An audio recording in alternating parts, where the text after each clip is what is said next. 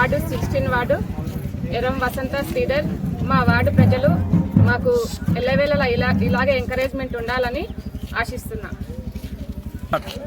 11వ తారీఖు ఉదయం 7 గంటల నుండి సాయంత్రం 5 గంటల వరకు పోలింగ్ ఉంటుంది. అందరూ పోలింగ్లో ఓటు హక్కును వినియోగించుకోవాలని మనని. మా యొక్క సీరియల్ నెంబర్ 1. మీ అమూల్యమైన ఓటు వేసి మమ్మల్ని విజయవంతం చేయాలని ఆశిస్తున్నా.